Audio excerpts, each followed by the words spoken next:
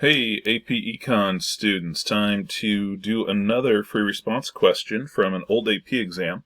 This is AP Macro, and we're looking at the year 2017. So let's see what we got here. First line says, assume that the economy of country X, the typical lack of creativity of the College Board, country X, that's the best they could do, has an actual unemployment rate of 7%, a natural unemployment rate of 5%, and an inflation rate of 3%. So somewhere in that statement is telling you what condition is your economy in. So just again, a quick review. There's only three things that can be happening. It's all good, macro asterisk, everything's in long-run equilibrium. We're in a recession, things are bad. Or we're in an inflationary, things are good. It's got to be one of these three. And so the clue is in there. Well, if it says the actual unemployment rate is 7%, so I'm going to say UR is equal to 7%, and it says the natural rate of unemployment, NRU, is equal to 5%. Well, the unemployment rate is higher than normal. Why is it higher than normal? Because we're in a recession. So that was the clue to tell you this is the graph for the ADAS model. So you could be thinking, okay, well, I got that narrowed down. So the economy is apparently in recession. And you could be thinking, all right, here is my SROS, and this is just scratch work over here as we're thinking through this. LROS, we're in some sort of recessionary gap. Here's my quantity of real GDP, and here is my price level. And so you think, okay, we're in recession, got it. This would be full employment, which is actually a net 95% employment, and our potential GDP. All right, we're all good. We're in a recession, apparently. So maybe they want us to draw this. We'll see what's going on. But we're definitely in a cold economy because there's the cold side. Here's the hot side. We've got unemployment. All right, we got it. Now, the other piece of information they tell us is that inflation is at 3%, which is decent. You know, nothing maybe just approaching the edge of the high side of okay, but it's okay. So this should let us know what's going on, and now let's proceed with the questions. It says, using the numerical values given, draw a correctly labeled graph of the short-run and long-run Phillips curve. Ooh, well, now they're telling us Phillips is what we're going to have to draw. So I'm going to sneak that in right here, because these are nice to draw side by side. This is going to be real skinny because I drew this over here too far. But remember, the whole deal with Phillips is horizontally opposite, vertically the same. So if we're in a recession, and here's my long-run Phillips curve, there's my short-run Phillips curve, well, this is the cold side of Phillips, and this is the hot side of Phillips, horizontally opposite. So we're over here somewhere, something's going on. And there's no equivalent supply curve. It's just these two curves here, the long run and the short run. Okay, so we're going to be over here to correspond with being in a recession. So what it says is, using those values, draw the short-run, long-run Phillips curve, label the current short-run equilibrium as point B, plot the numerical values on the graph. Okay, well, this is pretty straightforward. You just have to know your Phillips curve. So I'm going to use a straight edge, make this nice and neat. All right, so here is my Phillips curve. All right, and we need a long-run curve. That'll be there, and we have our short-run curve. Okay, and we'll make sure we label things correctly. Remember that for Phillips land, this is unemployment rate. This is our unemployment rate. This vertical axis here is inflation. Okay. And this is our LRPC, which is totally fine to just label it like that. And this is our SRPC. Now, once again, to bring it over here, we need to identify these values. And so since we're on the cold side, the way you identify that you're in the cold side of the economy is to put a point there. So they a little bit gave it away by saying label the short-run equilibrium as point B. Well, the reason it's point B is because we have to identify that here's where things are. So I'm just going to pick this point, I'll put it right here, and that is point B, and I'm on the cold side in a recession. So just seeing that, I'm just going to move this over because I'm going to need to bring this down a little bit. So I'll just call this my unemployment rate again, but we'll just move it over. Okay, and now what we're going to do is use the numbers they gave us. So they said an actual unemployment rate of 7%. Well, I have to go down from here. That's why I moved this over, because I have to put a 7 right there, because it's 7%. The natural rate of unemployment is the same. That's where the long-run curve is. Well, this is where the 5 goes. Okay? And then it says inflation is 3%. Well, the inflation is 3%. That's just the vertical axis value, so we can draw that over, and we want to put that on there as 3. Okay? So, with inflation, by the way, if you want, you could put, this is not a big deal, but since those are rates, I don't need the percent on there. If you want to put the percent, it's no big deal. All right, but there we are, Phillips curve, communicating that we know that this is the cold side of Phillips and in the recessionary side. Okay? Let's move on to part B. I'll leave this here as long as we can until we need it.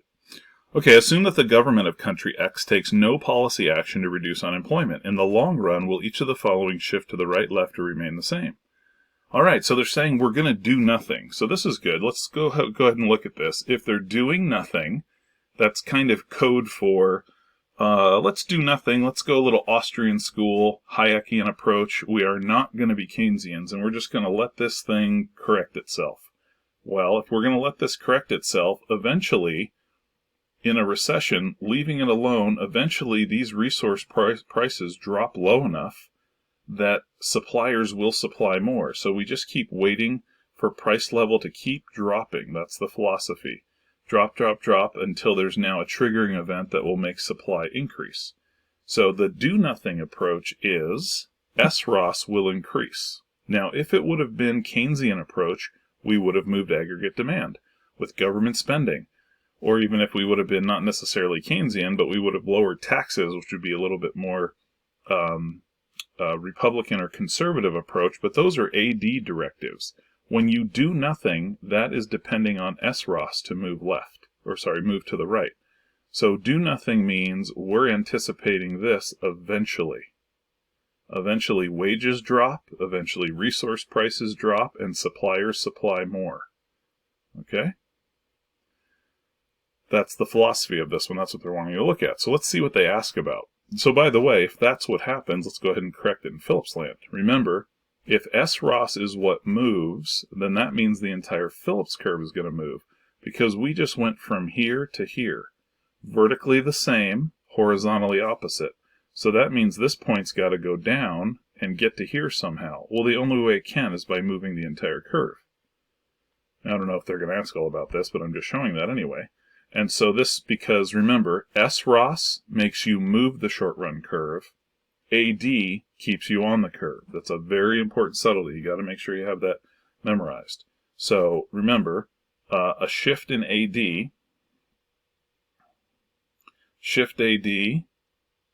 you are going to stay on the short-run Phillips curve. Yes, and so then, but if it's a shift in the short-run aggregate supply, you're going to shift the short-run Phillips curve. You got to make sure you have those two things down, okay? So on this one, let's see what they want to say. We're doing nothing. Nothing means eventually short-run aggregate supply curves moves right. Let's see what they ask about. What happens to the short-run aggregate supply curve? It moves, we just talked about it. So we have to actually explain that. So what we're going to say, you make sure you get your point for the direction, okay? And our point is going to be, it will shift to the right, because maybe you're struggling with the full explanation, but don't let that part take away from getting your point for the correct movement. So it's a shift to the right. Price level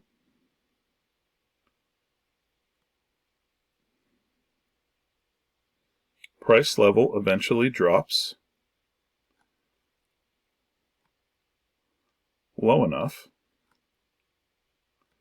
for suppliers to increase supply.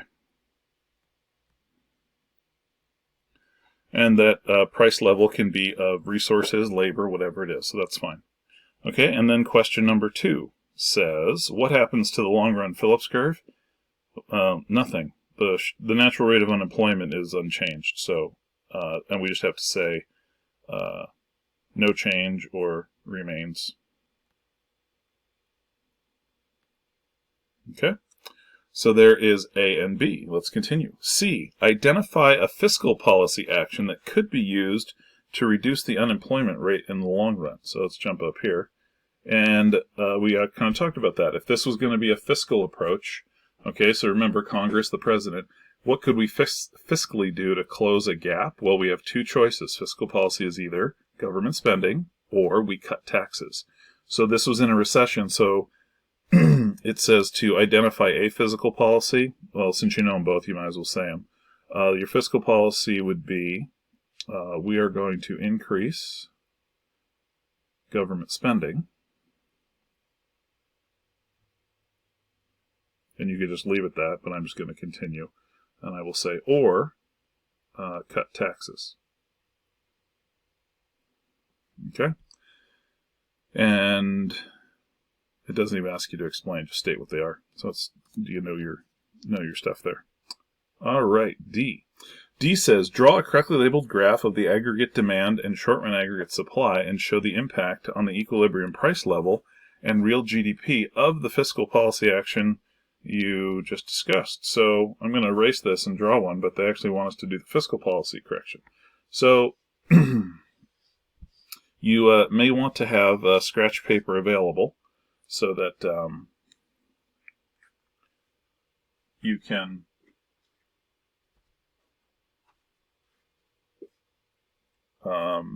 make sketches, and then when you need to make your official one, you can do that.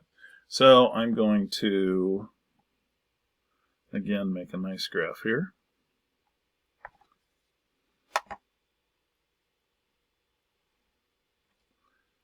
And we have to have our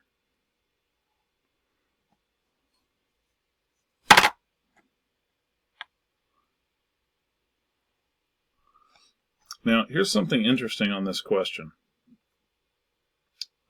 I don't think you would get penalized for this, but here's what the question says. It says, draw a correctly labeled graph of the aggregate demand and short-run aggregate supply. It actually doesn't tell you to draw the long-run curve. If it's on there, I don't think they would penalize you for it. And I'm going to insert it here, because it kind of gives us a target here. And so this is our aggregate demand. Here is our short-run aggregate supply. And this is our quantity of real GDP. And here is our price level. Okay? So what it says is show the effect of this fiscal policy correction.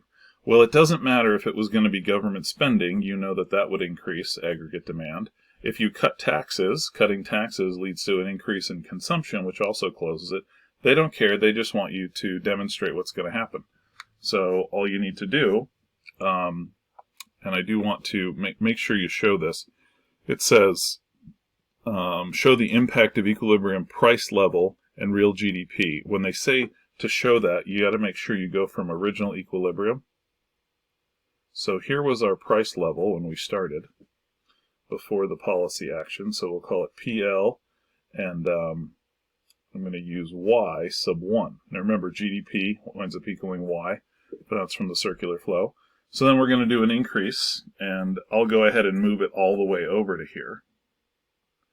And again, you don't have to have they don't ask for it, so you actually don't have to have the LROS there. But here would be AD prime, and you're showing that there is an increase here. Okay? And now they're wanting you to show the effect. Well, that means you're going to go up to here and say, oh, well, there's my new price level too. And this is probably why they said not to draw. They didn't say not to, but the reason they're saying they didn't want the LROS there is that this is going to be the spot that is also Y sub 2. Okay?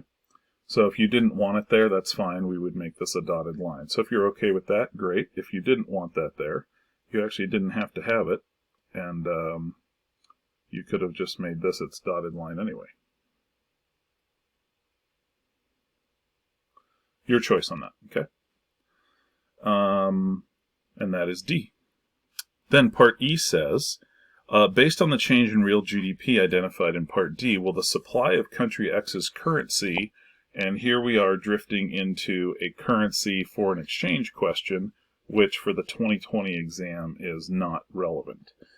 So, as you can see, we had a Phillips curve, an ADAS curve, and the basics of fiscal policy, and understanding how to label the graph and everything. So, there it is, question number 1.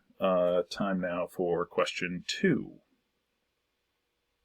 Okay, question 2 says, assume that an economy is in long-run equilibrium. Well, of our 3 choices here, now they're telling us we've got the macro asterisk and everything is all good. So this is the situation, and they're telling us that. So assume the economy is in long-run equilibrium. Assume that consumers wish to hold less money because they use credit cards more frequently to purchase goods and services than cash. This actually could be what's happening in reality, is people are using less cash. All the vendors are not wanting you to use cash just for virus concerns, and so everyone's using their credit card instead. So it says, draw a correctly labeled graph of the money market and show the effect. All right, well, this gives us a good opportunity here just to do a quick review of the money market. If you remember the money market, we have our money supply, which is controlled by the Fed, and it's perfectly inelastic. So that's the supply of money, and the Fed determines what it's going to be. Okay, and then we have a demand for money. So this horizontal axis is going to be the quantity of money, and the vertical axis here is nominal interest rates. Very, very powerful. And this is why the Fed is always manipulating the supply of money to try to increase or decrease interest rates to address issues in the economy of a recession or inflation. Well, the fact that we're in long-run equilibrium, we don't have a problem to address.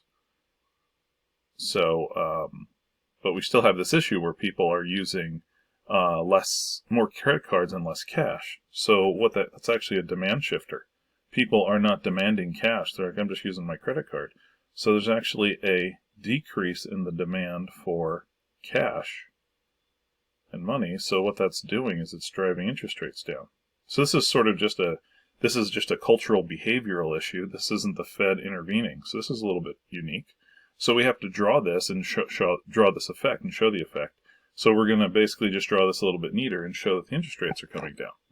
So this is A. And so it says draw a correctly labeled money market. And so we'll do that. We'll draw our perfectly inelastic supply. And we will draw our demand curve. Okay. And let's get our labels down here. So this will be the supply of money. And this is our demand for money. And this is our quantity of money, and this is our nominal interest rates. It's fine to have that abbreviation. And now we need to show a decrease in demand. Now, whenever you have to show a change in one of these, they want you to illustrate that you understand the change. They want you to identify this along the axes. So if this is where we were originally, over to here, I'm just going to call this interest rate sub 1. And due to the change, this dropped, and this is now interest rate sub 2. So we're demonstrating with our arrows that there was a decrease in the demand for money. Have to make sure we have D sub M prime. Decrease in demand, interest rate dropped. Okay? So we've addressed that for part A. Okay, for part B. Based on the change in the interest rates in part A, what will happen to each of the following in the short run? Well, let's have a brief little conversation here. Once interest rates go down, remember, low interest rates are very much a stimulus for economic growth, because when interest rates are low, people, businesses borrow money, and they use that money to either consume things as a consumer or to expand your business as a business owner. So remember, low interest rates where we have C plus I plus G plus NX. Okay, when you hear low interest rates, consumption and investment, business spending, these get a big boost to activity, and it's going to show an increase in aggregate demand. So let's see, of all the issues here that they could ask for, let's see what happens. It says, based on the interest rates lowering, okay, what will happen to, the first one wants to know, what is going to happen to the price of previously issued bonds? Now, this is a really great question, and it shows you really have to know your stuff to get this. So let's think about this for a second. And by the way, it says previously issued, so that's really important. So let's pretend, just for our example here, I'm just going to make up some numbers. Let's pretend before people started using their credit cards more, let's pretend that interest rates were at 4%. Okay, and now everybody's using not using cash, and they're using their credit cards. There's even a less, and let's pretend it just drove down the prices down to 2%. Okay, so if you want to go to the bank, you can now borrow money for 2%. However, before this entire event happened, I had an arrangement. I had a bond. Remember, if you buy a bond, you're loaning money. I have a bond, and I have secured a bond that is worth, I made an arrangement with somebody. I loaned them money for 6%. So just to give some real numbers here, if I loan them $100, I'm going to get back 106. All right, I loaned them, I have a bond arrangement for 6%. Now bonds, these agreements can be bought and sold. So now if you go to the bank, interest rates are so low, you could borrow $100 and you only have to pay the bank back 102. Okay, so if you want to borrow 100, the bank's going to get back 102. Now, in this situation, who's ever loaning you the money, this is not a lender's market. You're barely making any money. You're making 2% on everything you loan. Therefore, look how awesome this arrangement looks. Your bond is getting 6%. Right now, money's being borrowed for 2%. This is a really great deal. Therefore, the value of it went up even further. Because old arrangements with high interest rates are worth more, because you're going to get paid back at 6% versus now it's only going to be 2%. So a previously issued bond, when interest rates drop, the prices go up, which brings me to something you want to memorize. Make sure you memorize the following. Okay, and this is one of those little things that falls through the cracks. And here is the memorization. When it comes to bond prices, these things always move in opposite direction. Bond prices and interest rates move opposite directions. Okay? Now, even if you don't fully understand why, at least memorize this, because they like to sneak that in. Bond prices and interest rates always move in opposite directions. Hopefully this made sense. When interest rates go down, this is a valuable arrangement on a previously issued one. Okay? And if bond prices would have went up, people would have been like, oh, that's not great. And this is from the perspective of someone loaning the money. Okay? So for the answer here, what happens to the price of previously issued bonds? They increase. It's just a one-word answer there. Okay? And then for part 2 on the question, it says, what happens to the price level and real income? Explain. Well, this one's a little bit more involved. What happens to price level? Well, these low interest rates, we already talked about how much these will inspire businesses and people to consume. Well, let's look at our little macro asterisk, even though everything's not labeled here. If we're going to have an increase in aggregate or in consumption and business spending, it's going to increase aggregate demand over here. Might even push us into an inflationary cycle, but by an increase in aggregate demand, look what happened to price level. Price level just went up a little bit. Okay, so this question is asking, what happens to price level and real income? Well, price level is going up a little bit because of this increase right here, but real income is going up as well because we have increase in the economy. So there's an increase in real GDP, which is leading to an increase in income, even though price level is going up.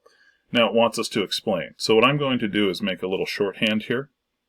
And so I'm going to say a decrease in interest rates leads to an increase in consumption and an increase in investment, which leads to an increase in aggregate demand, which leads to an increase in price level. and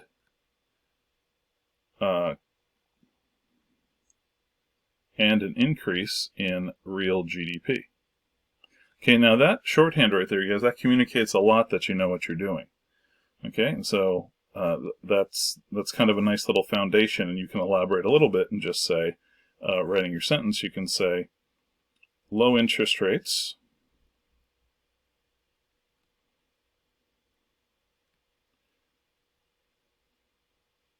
increase interest-sensitive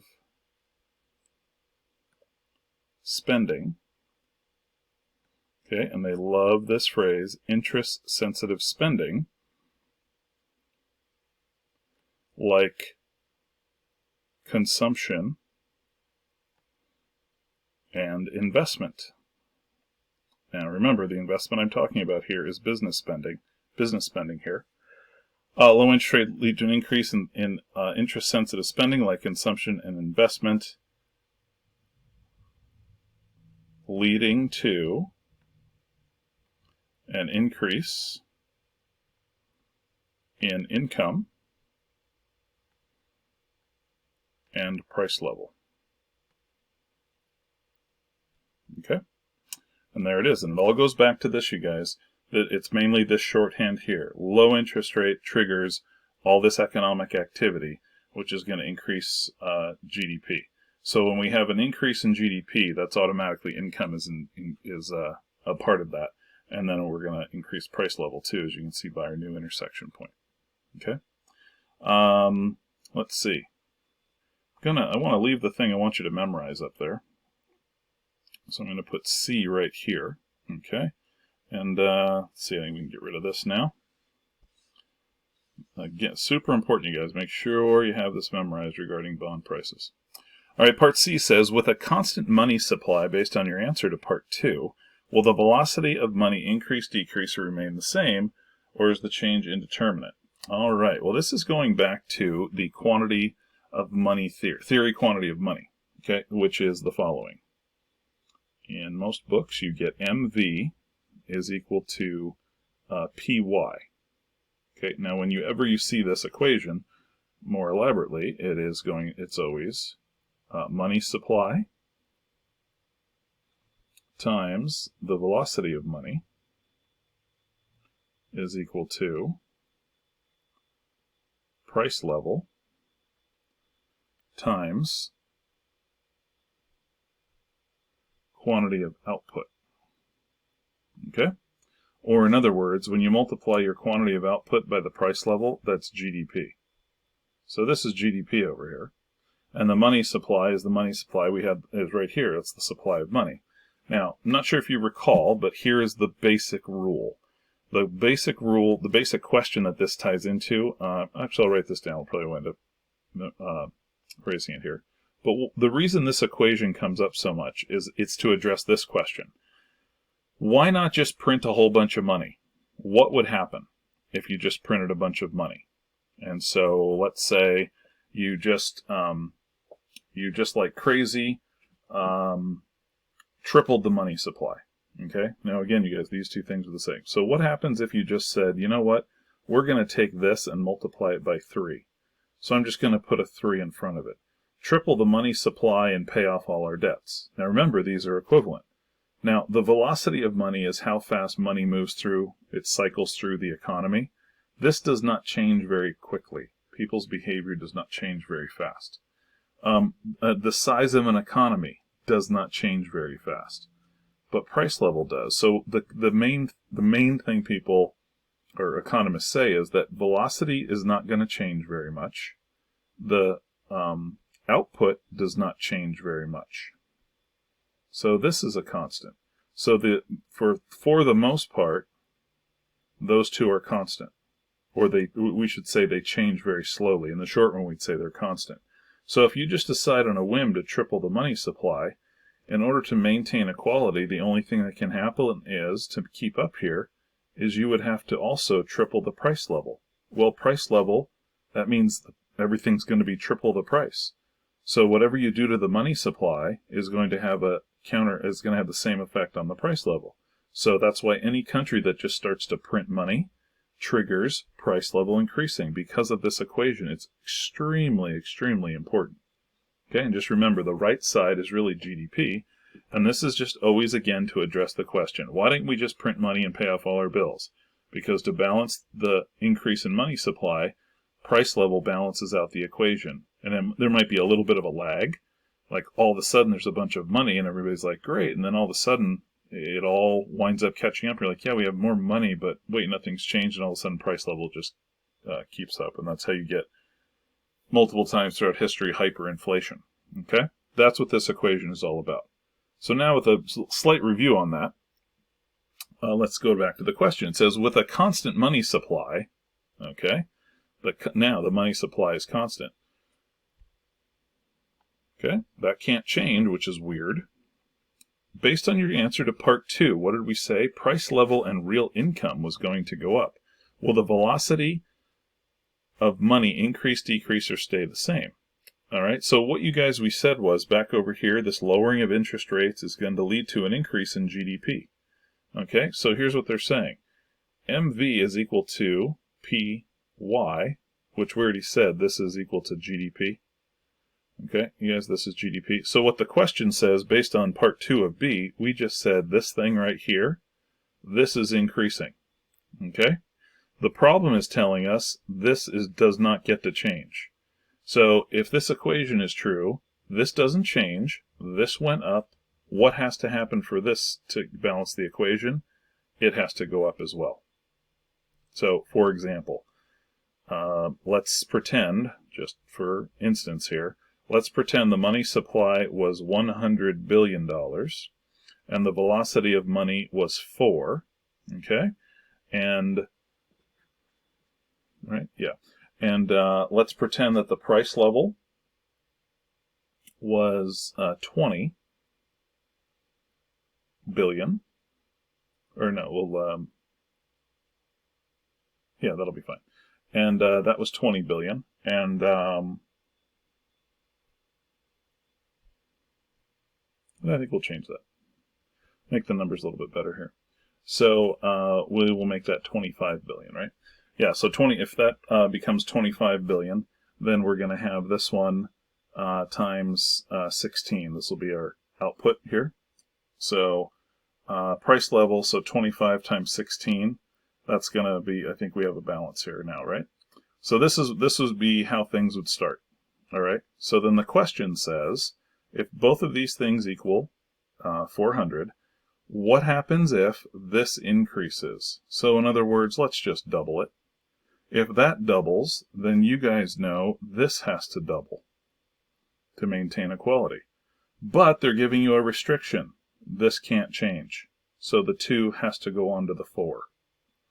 So the question says, what happens to the velocity of money? It's the only variable you have. You can't affect the money supply. They made that restriction in the question. So velocity of money has to increase. Okay? So V, I'll just say here, velocity will increase.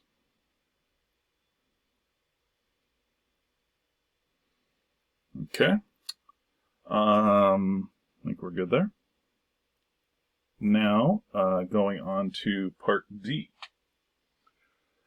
Let's see, part D says, if the central bank, now you always want to quiz yourself whenever you hear central bank, you want to think, what is the central bank of the United States? And that is the Fed. So if that helps you figure it out, you can just say the Fed. So the Fed, or the central bank, wishes to reverse the change in the interest rate identified. What open market operation would it use? All right, you guys, so now remember, the Fed didn't do this. This was people's spending habits. All of a sudden, interest rates are crazy low. And maybe this triggered an inflationary gap.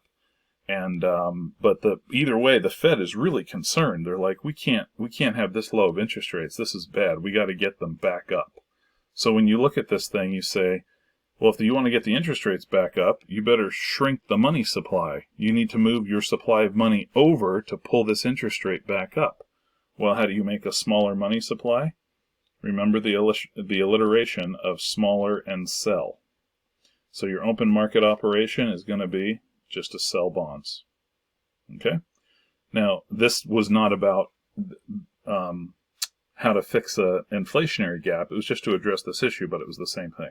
Remember, selling bonds, I'll just draw this over here. When you sell bonds, you make a smaller money supply. So regardless of what your interest rates are, when you bring your money supply this way, it raises interest rates, brings them up. Okay, so we're trying to counteract what happened here, and they're going to shrink the money supply. Okay, so D is right there. Sell bonds, increase velocity. A little review of the quantity theory of money. Interest rate. So it's basically about the Fed and money market policy. Sort of a roundabout way of monetary policy. Okay, so there is question number 2. All right, let's move on to 3. All right, question number 3 says, a country is at full employment and produces 2 types of goods, consumer goods and capital goods. All right. So if we're at full employment, we're in long-run equilibrium, so they're sort of in a coded way saying, all right, all is good, you're at full employment, here's where we are. All right. And the fact that they said consumer goods and capital goods, I'm thinking production possibilities curve, and they're going to do consumption and capital. Just a hunch. A says, draw a correctly labeled graph of the production possibilities curve. Just what I was thinking. All right. So, production possibilities curve. All right. We'll make a nice one here.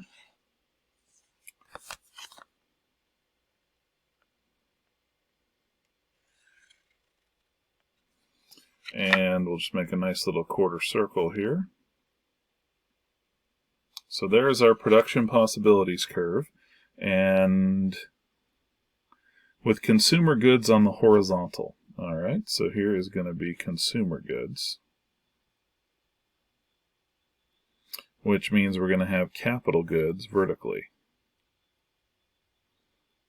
Okay, capital goods. All right, now just a quick review here. Whenever you see a PPF, there's kind of 2 approaches on this one. Sometimes you have a PPF where it's going to lead to a trade table, and we've seen that kind where maybe they've got this kind of a situation where we have 2 people, and this could be bikes, and this could be the pizzas, and here's the 2 vendors, or it could be the 2 countries, and it's sugar and wheat, whatever it is, and you're getting these off of here to put into a trade table.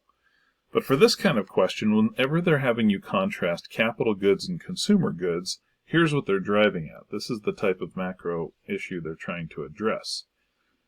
If you recall, capital goods, and I like to use restaurants or even the pizza example, capital goods versus consumer goods. Well, consumer goods is actually at the POG what you're going to buy. It's the pizza.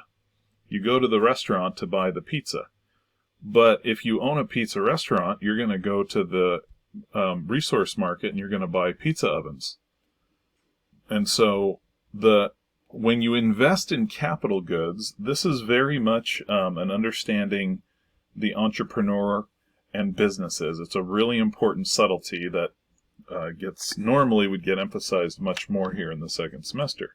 It's a really important thing that this question addresses, that of the C plus I plus G plus NX, when you look at all 4 of these, the one that actually has the most power, and this can be a little counterintuitive. I know I've mentioned this several times, that in a consumption-driven economy like ours, this could be 70% of the flow, between 60 and 70%. And so you would think, wow, this is really powerful. Well, believe it or not, the most powerful of these 4 things is this one. Because it's when businesses spend, here you got to follow this, when businesses spend and expand their businesses, it creates the jobs for everyone to work at, which then enables people to consume stuff. But you can't consume without first having a job to earn the money to then consume. So economists, and this is a huge part of monetary policy, economists try to do everything possible to enable businesses to do what businesses do, which is create jobs and wealth, because most people can't do that.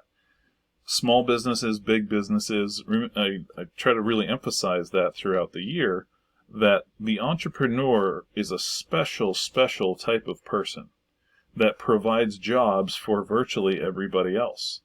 And there's some people are fantastic employees, and some people know how to organize employees.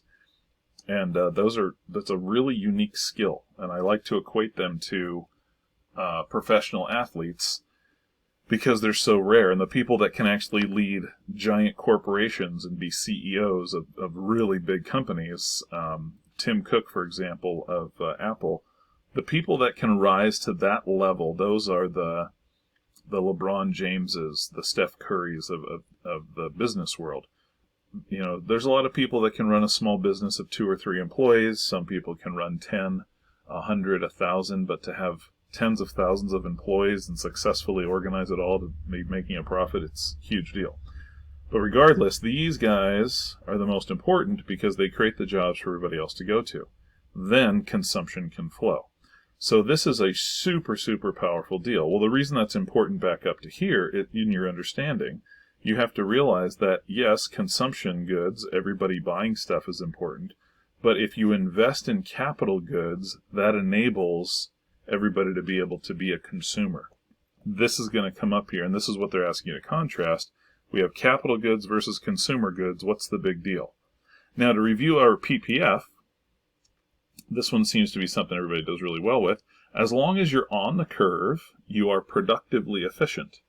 Okay, so as long as you're on it, productively efficient. But somewhere on here is the allocatively efficient spot, but we need information about our society to figure out what that spot would be.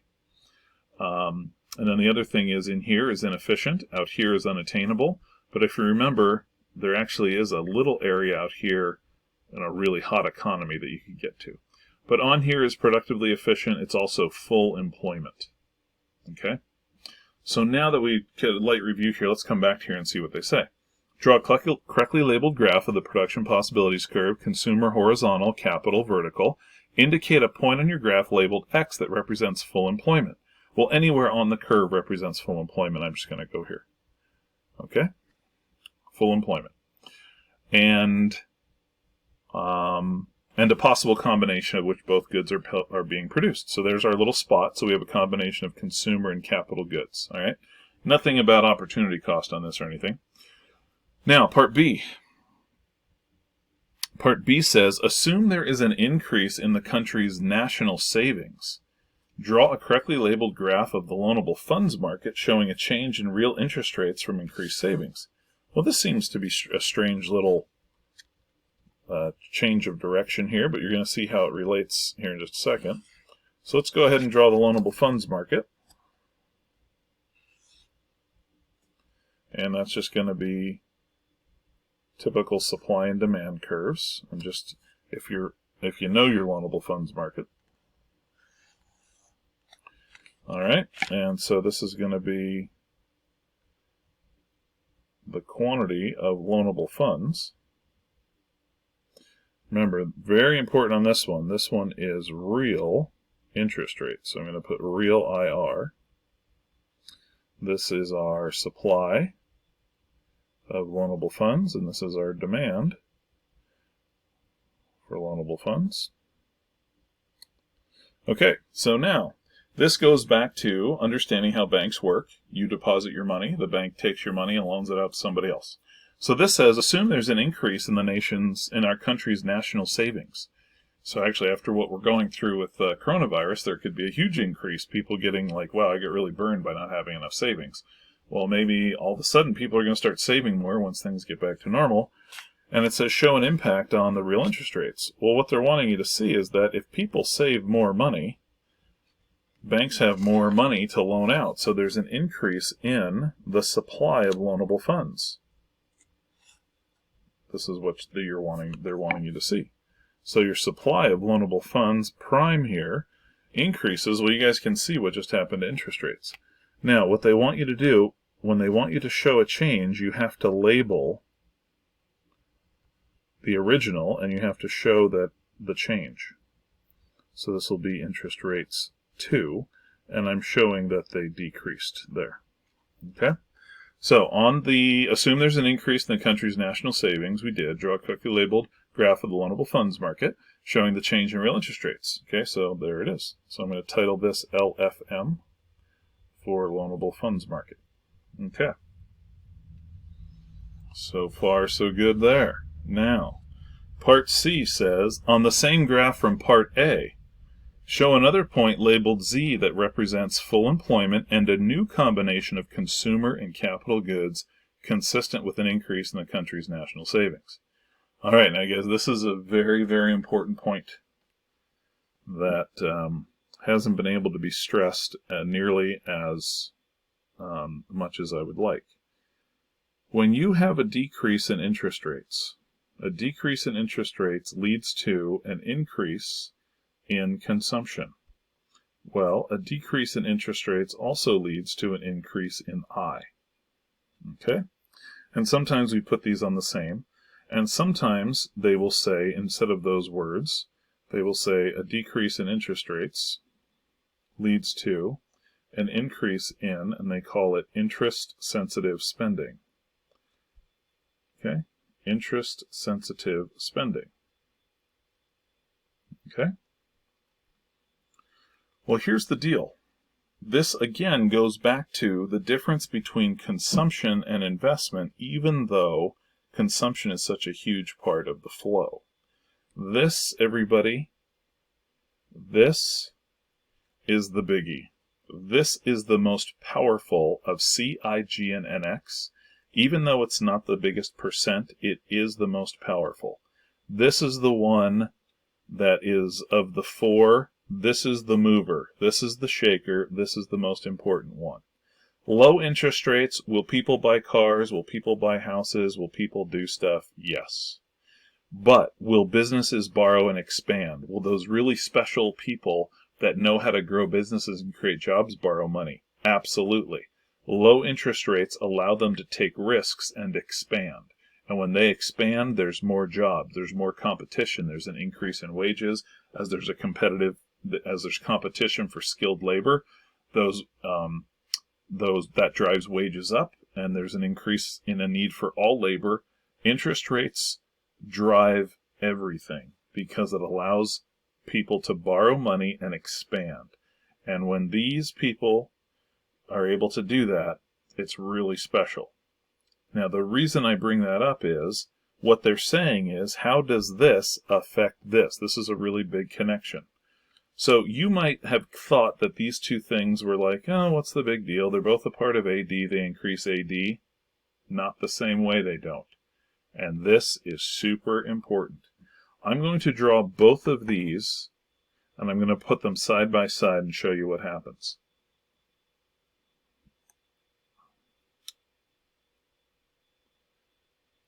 Normally, if we were in school, I would be getting the following question a ton.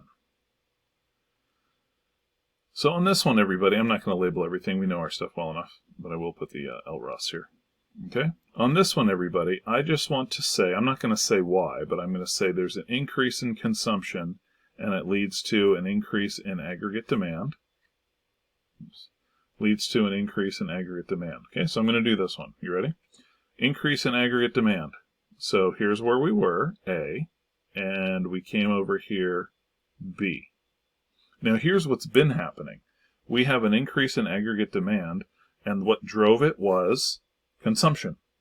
Well, look what happened to price level. Price level just increased. Things are getting more expensive, so what are suppliers going to do? Suppliers are going to supply less because resource prices went up, and now we're back to here, and we're back to there. Economy hasn't changed, everything's just more expensive. We just went through a little inflationary bubble. Okay? Now this would be true if it was consumption or if it was government spending. But notice what happens here, and this is the biggie.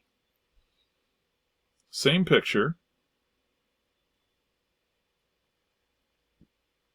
but now we have an increase in I. Businesses are the ones that are doing this. If businesses are the ones that are doing this, watch very closely what happens. If businesses increase the aggregate demand, and we have AD prime over here, yes, They are the ones that drove this increase in GDP. But remember, this is the aggregate supply.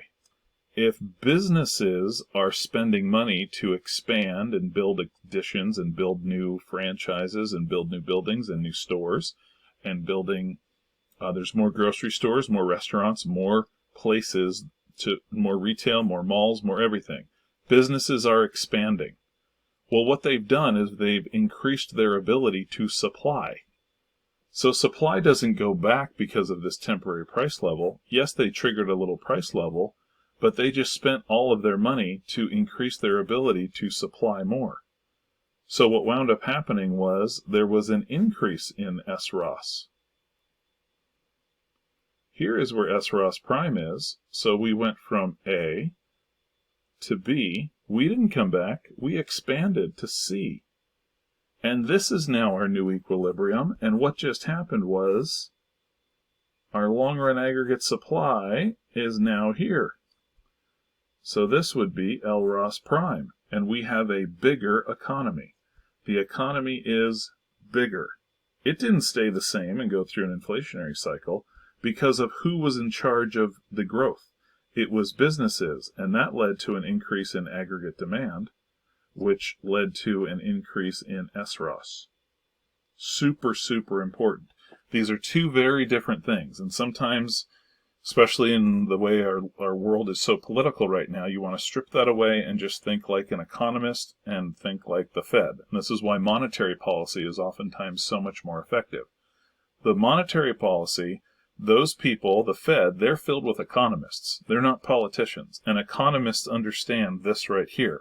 Economists know how special entrepreneurs are. And economists know they have to make it easy for those people to do their thing. That's why monetary policy is oftentimes so much more powerful and successful than fiscal policy. So, and that's not an absolute by any means, but the economists are just like, just get the interest rates low so these special people can do what they do. That's mainly the approach. And they know that comparing these two things, if we just let people spend money, we just might go through never-ending inflationary bubbles. And we're going to keep driving up the price. We're going to stay out of the recessionary zone, that's nice, but we're just going to keep driving prices up. Whereas the economist knows over here, as long as we let entrepreneurs do this, we're going to actually keep growing the economy. And remember, growing the economy on the ADAS model means LROS is moving this way. Remember, this is the quantity of real GDP. We want it going here. The PPC or PPF, we want that expanding. The business cycle, remember the business cycle, we want it going uphill. And so we had the business cycle, and remember on the Phillips curve too, we want the Phillips curve kind of is limited because it's unemployment. The as far as we could go would be right here. So you could think the long run Phillips curve just kind of gets stuck here at 0. But these are the big three. It's like how does economic growth look on here? We would actually be expanding the PPF. What's it look like here? LROS is moving to the right. What's it look like here? We keep going uphill. All of that to address this question. On the same graph from Part A, show another point labeled Z that represents full employment and a new combination of consumer goods and capital goods consistent with the increase in the country's national savings. So here's the deal, everyone. If interest rates are affecting I, and I being, remember, business spending, okay, so remember, I always want you to have the B and the S on the other side of that, which is part of AD, all right? If these guys are being impacted, that means there's capital formation, capital in the, as far as capital goods. That means restaurants, stores, there's expansion. So are people borrowing money and is there a consumption of consumer goods? Yes, but this is the biggie that they're targeting. So they want a new combination that has included the entrepreneurs. There is my new point, okay? Now, just to give you a reason what it would look like if it would have been a different catalyst, what if it would have been everybody gets a tax refund? In fact, they did this for the coronavirus. Not the best example, but what if just everybody got $1,000? All consumers get $1,000 check, okay? And all of a sudden everybody's like, oh, cool.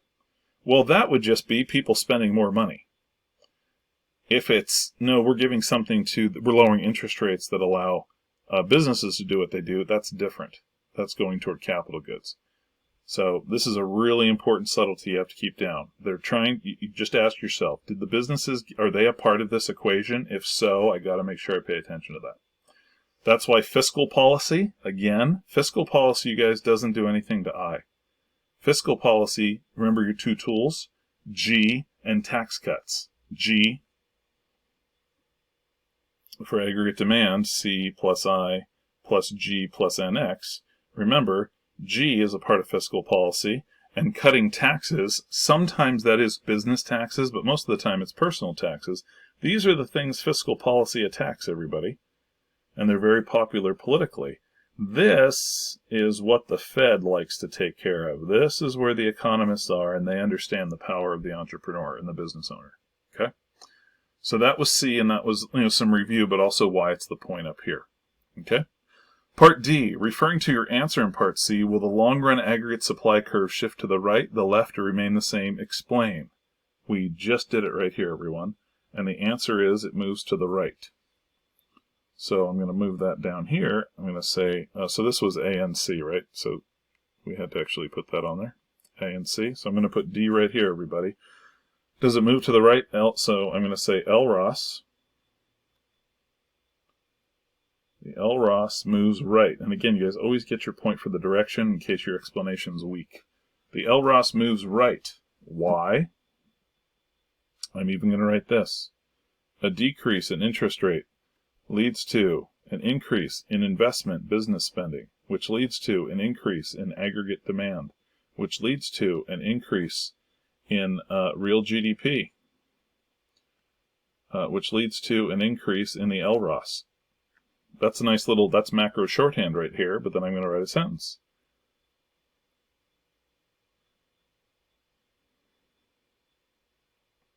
Low interest rates lead to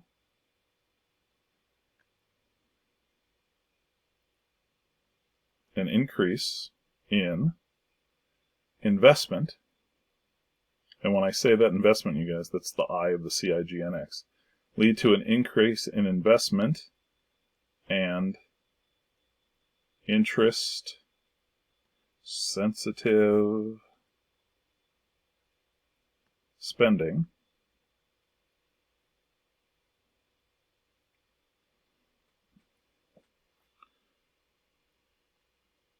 which leads to an increase in aggregate demand. I can just put AD there, which leads to an increase in aggregate demand. And here's our new little phrase here, you guys. The thing that businesses do, businesses spend money on interest-sensitive spending. That's investment here. And this other phrase they like, which is capital as far as capital goods, capital formation. Okay? So an increase in aggregate demand. We don't even have to say real GDP. And an increase in long-run aggregate supply. Okay? Now, if you're concerned, you guys, about all of the getting too wordy, make sure you have your macro shorthand here, and you're just basically putting words to those. And if you didn't get to this, you'd probably get your points for this anyway. But you have the time, make sure you make a nice, neatly written sentence. It's easy to read. Okay? So for Part C, a PPF question, loanable funds question, and actually a ADAS model question addressing it. 3 was a very comprehensive question. In fact, 2017 was a pretty good exam to know very thoroughly. Very solid with everything that was asked there. So there is Macro AP 2017 1 through 3.